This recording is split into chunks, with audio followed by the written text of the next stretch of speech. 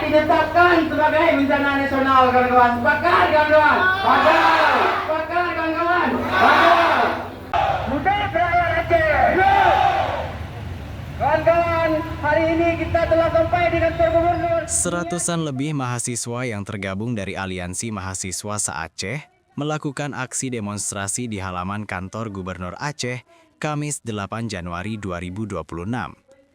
Mereka melakukan aksi untuk menuntut agar pemerintah pusat menetapkan status bencana hidrometeorologi yang melanda Aceh sebagai bencana nasional. Pasalnya saat ini, mereka menilai penanganan bencana di Aceh terbilang lamban, baik dari pemerintah pusat maupun daerah.